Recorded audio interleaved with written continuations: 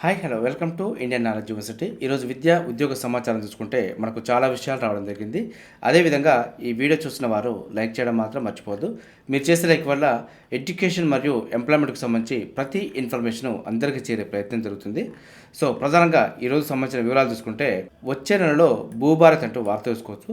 మనకు త్వరలో గ్రామ పాలనాధికారుల నియామకం మంత్రి పొంగులేటి శ్రీనివాసరెడ్డి అంటూ వార్త ఇవ్వడం జరిగింది. సో మన గతంలోనే ఉగాది రోజు ప్రారంభించబోతున్నామంటూ పేర్కొనడం జరిగింది. సో అయినప్పటికీ మళ్ళీ వాయిదా వేస్తూ వచ్చే నెలలో భూభారతి అంటూ మనకు పేర్కొనడం జరిగింది. సో ఇప్పటికీ ఎన్ని వాయిదాలు తొట్టితే కొంత ముందుకైతే వెళ్ళడం జరుగుతుంది. సో భూభారతి చట్టాన్ని వచ్చే నెలలో అమల్లోకి తీసుకొస్తామంటూ మంత్రి పొంగులేటి శ్రీనివాసరెడ్డి అన్నారంటూ ఇవ్వడం జరిగింది. గత ప్రభుత్వం అర్ధరాత్రి వీఆర్ఓ మరియు వీఆర్ఏ వ్యవస్థను అయితే రద్దు చేసి గ్రామీణ ప్రాంతాల్లో సామాన్యులను రెవెన్యూ సేవలను దూరం చేసిందంటూ ఇవ్వడం జరిగింది. సో గ్రామాల్లో రెవెన్యూ సేవల పునరుద్ధరణకు చర్యలు చేపట్టినట్టు మంత్రి అయితే పేర్కొనడం జరిగింది. సో 10,954 గ్రామ పాలన అధికారులను నియమించడానికి కార్యాచరణ కూడా రూపొందించామంటూ ప్రతి మండలం పట్టణంలో భూ విస్తరణ భూ లావాదేవీలను బట్టి రాష్ట్ర వ్యాప్తంగా సుమారు 5,500 నుంచి 6,000 వరకు లైసెన్స్డ్ సర్వేర్లను కూడా అందుబాటులో ఉంచబోతున్నట్టు మనకైతే పేర్కొనడం జరిగింది. సో మొత్తానికైతే సర్వేర్లకు సంబంధించి కూడా 5,500 నుంచి 6,000 వరకు లైసెన్స్డ్ సర్వేర్ని అందుబాటులోకి తీసుకురాబోతున్నట్టు మనకు పేర్కొనడం జరిగింది. సో దీనికి సంబంధించి పూర్తి విధి విధానాలు ఏంటనేది ముందు చూసే ప్రయత్నం చేద్దాం. సో అదేవిధంగా మరో పాయింట్ చూసుకుంటే త్వరలో అన్ని యూనివర్సిటీల్లో ఖాళీల భర్తీ అంటూ వార్త చూసుకోవచ్చు. సో మనకు యూనివర్సిటీలో భర్తీ కోసం అయితే కొన్ని ఏండ్లుగా అయితే ఎదురు చూడడం జరుగుతుంది. సో దీనిపైన మరి ప్రభుత్వం అయితే ఎట్టకేలకు స్పందిస్తుందని చెప్పుకోవచ్చు. ప్రభుత్వ పాఠశాలకు బ్రాండ్ వచ్చేలా కృషి చేస్తున్నాం. మండలిలో మంత్రి దామోదరం రాజనరసింహ అంటూ ఇవ్వడం జరిగింది. సో మనకు కాంగ్రెస్ ప్రజాప్రభుత్వం విద్యారంగానికి అత్యంత ప్రాధాన్యం ఇస్తుందంటూ 12 విశ్వవిద్యాలయాలకు వీసీలను నియమించామంటూ 8 కొత్త జూనియర్ కాలేజీలను ప్రారంభించామంటూ అదేవిధంగా 11,000 మంది ఉపాధ్యాయులను కూడా నియమించడం జరిగింది. 1,200 మంది లెక్చరర్లను కూడా నియమించడం జరిగిందంటూ మనకు పేర్కొనడం జరిగింది.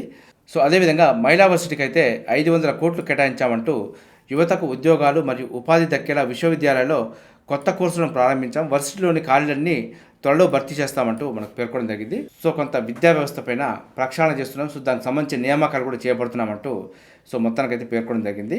సో మనకు త్వరలోనే అన్ని వర్సిటీల్లో ఖాళీలు భర్తీ చేయబోతున్నామంటూ వార్త అయితే ఇవ్వడం జరిగింది. సో దీనికి సంబంధించి కొంత డేటా కూడా మన దగ్గర ఉంది. దీనిపైన ప్రత్యేకమైన వీడియో మీకు అందించే ప్రయత్నం చేస్తాను. సో అదేవిధంగా మరో పాట తీసుకుంటే జైల్ అభ్యర్థులకు రిలీవింగ్పై రగడ అంటూ వార్త చూసుకోవచ్చు. ఆర్డర్లు ఇవ్వని సోషల్ వెల్ఫేర్ అధికారులు ఆందోళన వ్యక్తం చేస్తున్న ఉద్యోగులు అంటూ వార్త చూసుకోవచ్చు. సో మనకు రాష్ట్ర వ్యాప్తంగా సాంఘిక సంక్షేమ గురుకుల పాఠశాల కళాశాలలో టీచర్లుగా మరియు లెక్చరర్లుగా ఉద్యోగం చేస్తున్న వారు తాజాగా మరో ఉద్యోగం అయితే సాధించడం జరిగింది. సో వారికి రిలీవ్ ఆర్డర్లు జారీ చేయకుండా గురుకుల సొసైటీ అధికారులు చుక్కలు చూపిస్తున్నారంటూ దీంతో అభ్యర్థులు కొంత ఆందోళన వ్యక్తం చేస్తున్నారంటూ ఇవ్వడం జరిగింది. సో దీనికి సంబంధించి కొన్ని వివరాలు చూసుకుంటే కొన్ని నెలల కిందట రాష్ట్ర వ్యాప్తంగా సాంఘిక సంక్షేమ గురుకుల సొసైటీలో టీచర్లు మరియు లెక్చరర్లు లైబ్రరీలుగా ఉద్యోగాలకు ఎంతోమంది అయితే ఎంపిక అవడం జరిగింది. సో దీనికి ముఖ్యమంత్రి చేతుల మీదుగా వీరు నియామక పత్రాలు కూడా అందుకొని ఉద్యోగాలు అయితే చేయడం జరిగింది. సో ఇటీవల రాష్ట్ర వ్యాప్తంగా ప్రభుత్వం జూనియర్ కళాశాలలో లెక్చరర్ పోస్టులను భర్తీ చేయడం జరిగింది. సో గురుకులాల్లో పనిచేస్తున్న వారు జూనియర్ కళాశాలలో అధ్యాపకులుగా ఎంపిక అవడం జరిగింది. వీరికి మార్చి 3వ వారంలో హైదరాబాద్ సీఎం చేతుల మీదుగా నియామక ఉత్తర్వులు అయితే అందుకోవడం జరిగింది. అయితే గురుకులాల్లో పనిచేస్తున్న వారిలో కొందరు లెక్చరర్ ఉద్యోగాలకు ఎంపిక కాగా ప్రభుత్వ జూనియర్ కళాశాలకు వెళ్లేందుకు వీరికి అధికారులు రిలీవ్ ఆర్డర్ ఇవ్వాలి. అలా ఇస్తేనే సర్వీస్ బ్రేక్ లేకుండా ఉంటుందంటూ మనకు పేర్కొనడం జరిగింది. అయితే గురుకుల సొసైటీ అధికారులు మాత్రం తమకు రిలీవ్ ఆర్డర్ ఇవ్వడం లేదంటూ అభ్యర్థులతో కొంత ఆందోళన వ్యక్తం చేయడం జరిగింది. సో అయితే దరఖాస్తు సమయంలో గురుకుల అధికారుల ఎన్ఓసి సర్టిఫికెట్లను కూడా అభ్యర్థులు అయితే సమర్పించడం జరిగింది. అయినా ఎంపికైన వారికి రిలీవ్ ఆర్డర్ను ఇవ్వడం లేదంటూ మనకు వార్త చూసుకోవచ్చు. సో దీనిపైన కొంత ఆందోళన అయితే వ్యక్తం అవుతుంది. సో ప్రభుత్వం కూడా ఎన్ఓసి తీసుకున్న వారికి రిలీవ్ ఆర్డర్లు వెంటనే ఇచ్చేలా ప్రభుత్వం అయితే చొరవ చూపే ప్రయత్నం జరగాలి. అదేవిధంగా మరో పాయింట్ తీసుకుంటే ఉన్నత విద్యామండలి చైర్మనే దోస్తు కన్వీనర్ అంటూ వార్త చూసుకోవచ్చు. ఇంటర్ ఫలితాలు రాగానే నోటిఫికేషన్ అంటూ ఇవ్వడం జరిగింది. సో మనకు దోస్తు ఎత్తివేస్తారంటూ కొన్ని రోజులుగా అయితే ప్రచారం జరిగింది. సో అయినప్పటికీ దోస్తు కంటిన్యూ అవుతుందంటూ దీనివల్ల మనకైతే విషయం అర్థమవుతుంది. డిగ్రీ ఫస్ట్ ఇయర్లో ప్రవేశాలు కల్పించే డిగ్రీ ఆన్లైన్ సర్వీసెస్ తెలంగాణ దోస్తు కన్వీనర్ను ఎవరన్నా అంశంపై స్పష్టత వచ్చిందంటూ చూసుకోవచ్చు. ఉన్నత విద్యామండలి చైర్మన్ ప్రొఫెసర్ బాలకృష్ణారెడ్డియే వచ్చే విద్యా సంవత్సరంలో దోస్తు కన్వీనర్గా వ్యవహరిస్తారంటూ ఇవ్వడం జరిగింది. సో మనకు ఏప్రిల్ 3వ వారంలో ఇంటర్ ఫలితాలు విడుదల కాబోతున్నాయి. దీంతో దోస్తు నోటిఫికేషన్ కూడా విడుదలకు ఉన్నత విద్యామండలి అధికారులు సన్నాహాలు చేస్తున్నారంటూ ఇవ్వడం జరిగింది. సో 2025-26 విద్యా సంవత్సరానికి డిగ్రీ కోర్సులకు రాష్ట్రంలోని అన్ని వర్సిటీలకు కామన్ అకాడమిక్ క్యాలెండర్ రూపొందించాలంటూ ఉన్నత విద్యామండలి నిర్ణయించిందంటూ వార్త అయితే ఇవ్వడం జరిగింది. సో మొత్తానికి మనకు దోస్తు అయితే ఈ సంవత్సరం కంటిన్యూ అవుతుంది. అదేవిధంగా మరో పాయింట్ తీసుకుంటే కొత్తగూడెంలో ఎర్త్ సైన్స్ వర్సిటీ అంటూ వార్త చూసుకోవచ్చు. వర్సిటీగా అప్గ్రేడ్ కానున్న మైనింగ్ కాలేజీ ఈ వారంలోనే జీవో జారీ చేయనున్న సర్కార్ అంటూ వార్త చూసుకోవచ్చు. రాష్ట్రంలో కొత్తగా ఎర్త్ సైన్స్ వర్సిటీని ఏర్పాటు చేయాలని ప్రభుత్వం అయితే నిర్ణయించింది. భద్రాద్రి కొత్తగూడెం జిల్లా కొత్తగూడెంలోని మైనింగ్ కాలేజీని ఎర్త్ సైన్స్ వర్సిటీగా అప్గ్రేడ్ చేయనున్నదంటూ ఇవ్వడం జరిగింది. సో దీనికి సంబంధించిన జీవోని అయితే ఈ వారంలో విడుదల చేయనుంది. దీనికి సంబంధించి యూనివర్సిటీకి అయితే 500 కోట్లు అదేవిధంగా 100 పోస్టులు అవసరం అంటూ ఉన్నత విద్యా మండలి అధికారులు అయితే ప్రభుత్వానికి నివేదిక పంపించడం జరిగింది. సో ఈ వర్సిటీలో మైనింగ్ మరియు ఎర్త్ సైన్స్, జియాలజీ, ఏఐ వంటి కోర్సులను ప్రవేశపెడతారంటూ ఇవ్వడం జరిగింది.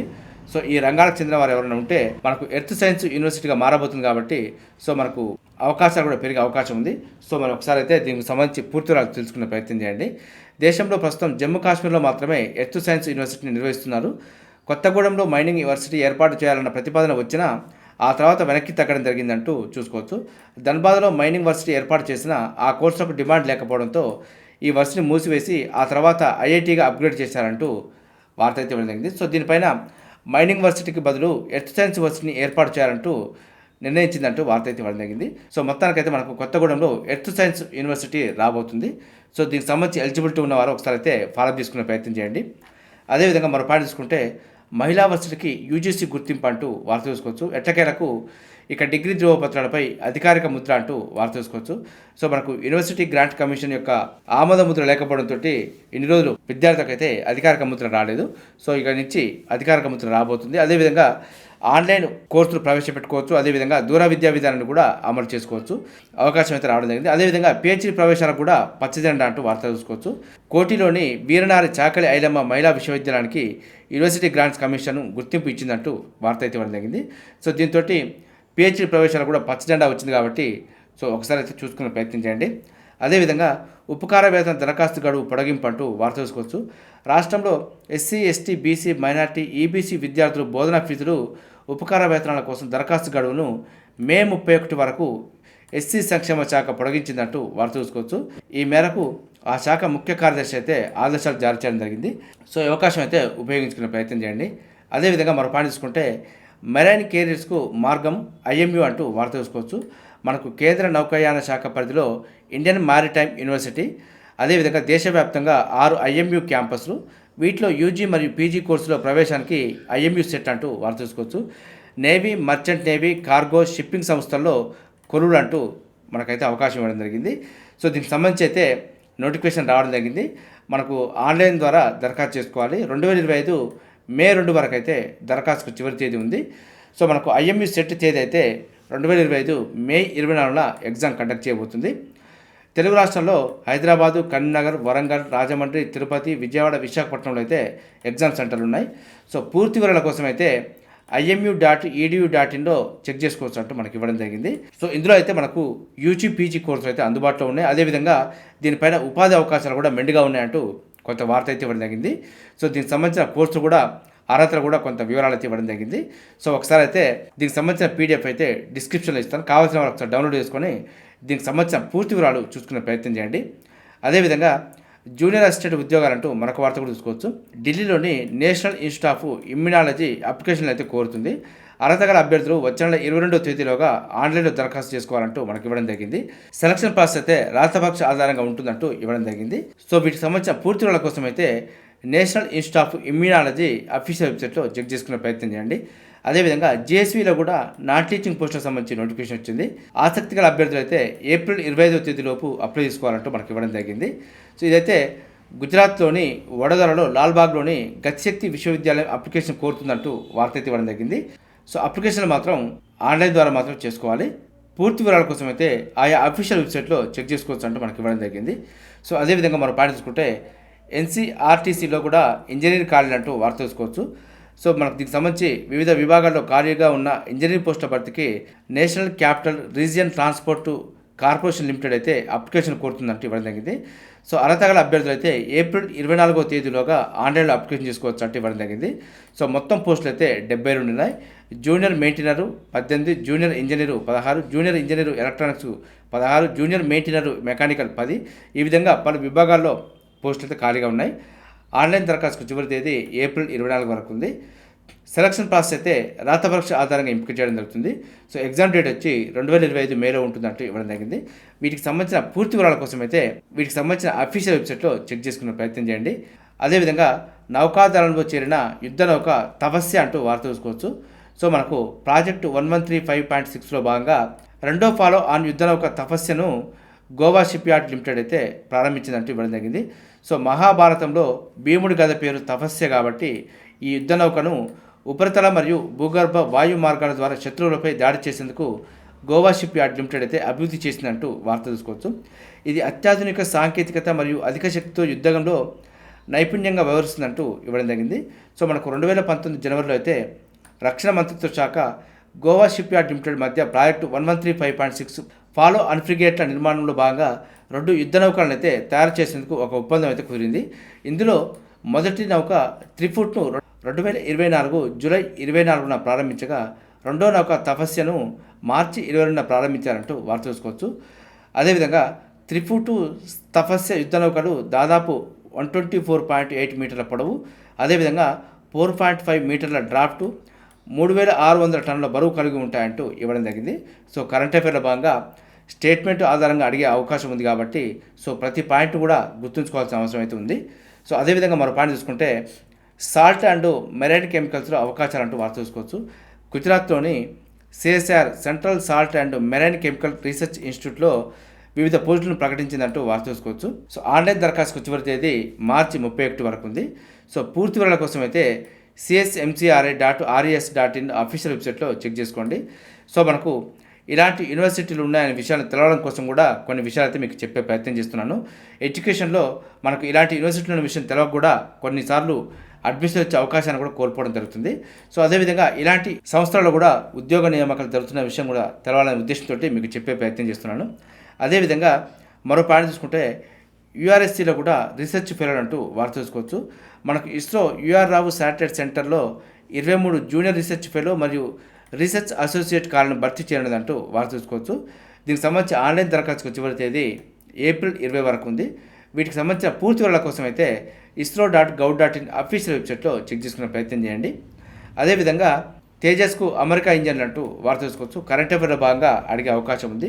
డెలివరీ ప్రారంభించిన జీఈ ఏరోస్పేస్ అంటూ వార్త ఇవ్వడం జరిగింది. సో మనకు తేలికపాటి యుద్ధ విమానం తేజస్ MK1Aలో ఎంతో కీలకమైన F404 ఇంజన్లు ఎట్టకేలకు అమెరికా నుంచి రావడం మొదలైందంటూ వార్త చూసుకోవచ్చు.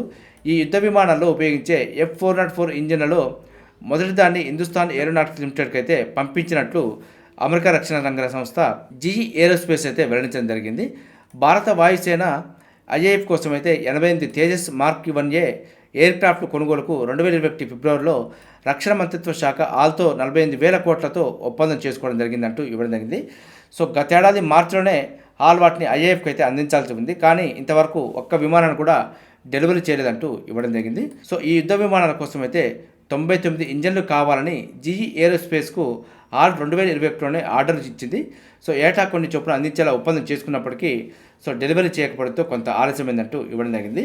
సో దీనికి సంబంధించి పూర్తి వివరాలు అయితే ఖచ్చితంగా గుర్తుంచుకునే ప్రయత్నం చేయండి.